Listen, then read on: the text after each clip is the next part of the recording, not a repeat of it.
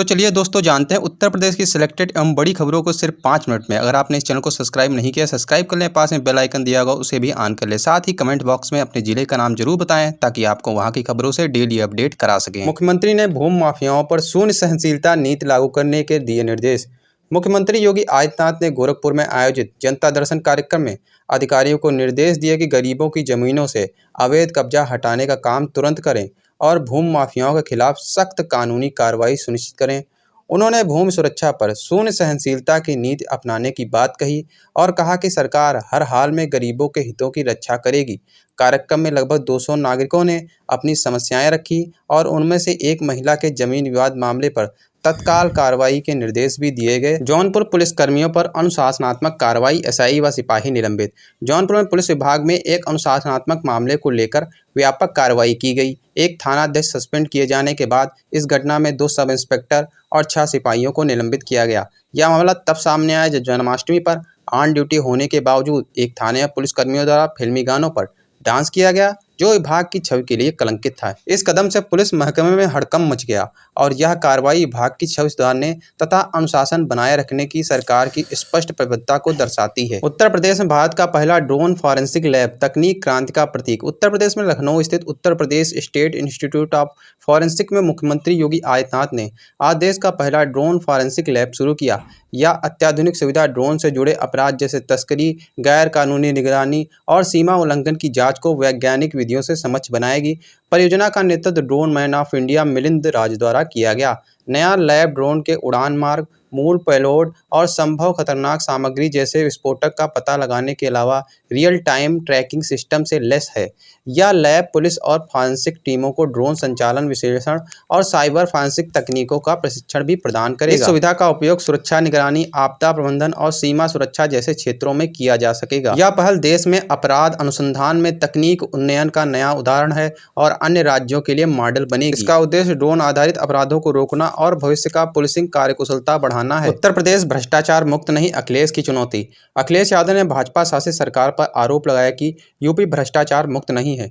Blood brain के रूप में काम करने वाली छोटी माफियाएं अब एक बड़े मेगा माफिया में बदल गई हैं। उन्होंने कानपुर में वकील अखिलेश दुबे और उनके सहयोगी के भ्रष्टाचार और रंगदारी मामले का हवाला देते हुए कहा कि ये लोग केवल तब सामने आए जब उनका रैकेट खुला, वरना सरकार भी इन पर कार्रवाई नहीं करती। उन्होंने सवाल किया कि भाजपा उस जमीन पर बुलडोजर चलाने से डरती क्यों है जहां माफिया कब्जा किए हुए बैठे हैं। समाजवादी ने 2022 के नरमे दर्ज हलफनामे पेश किए। अखिलेश यादव ने आरोप लगाया कि चुनाव आयोग झूठा है, जिसने कहा था कि समाजवादी ने शिकायत नहीं की थी। इसके जवाब में समाजवादी ने आज 2022 के हलफनामे की प्रक्रिया जारी की, जिसमें लगभग 18,000 मतदाता नामों की गड़बड़ी का विवरण था और दावा किया गया कि ये नाम दलित और पिछड़े वर्गों से संबंधित थे। उन्होंने कहा कि इन विस्थापनों ने चुनाव परिणामों को प्रभावित किया और यदि कोई कार्रवाई नहीं होगी तो कौन आयोग पर भरोसा करेगा। उन्होंने अधिकारियों की निष्क्रियता पर भी सवाल उठाए। यूके और उत्तर प्रदेश में चिवनिंग स्कॉलरशिप समझौता।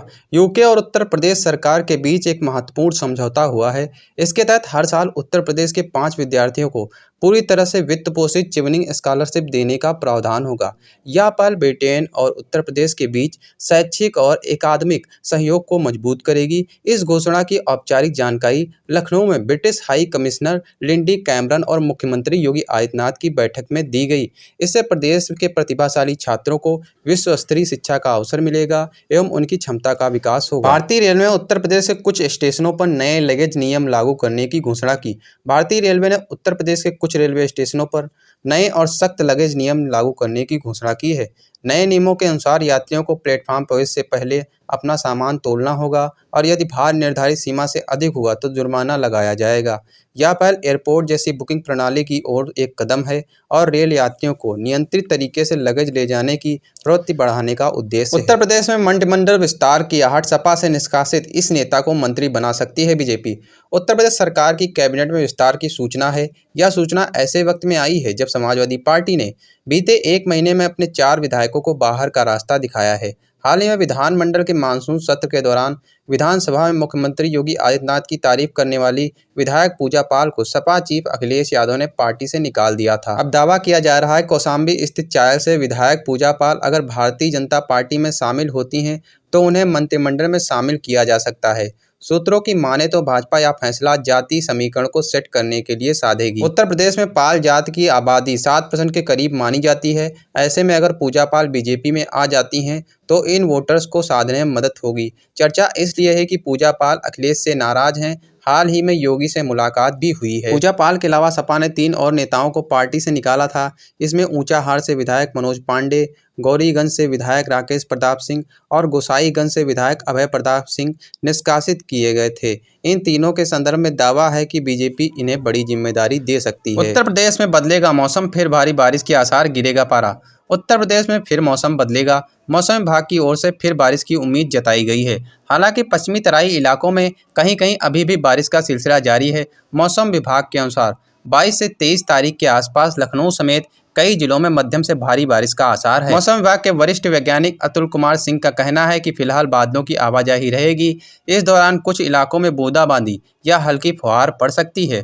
मौजूदा समय मानसून की ट्रफ लाइन उत्तर प्रदेश से खिसककर दक्षिण की ओर है। बंगाल की खाड़ी में निम्न दाब की स्थिति कमजोर पड़ रही है। यह कमजोर होने के कारण उत्तर पश्चिम की ओर बढ़ेगा।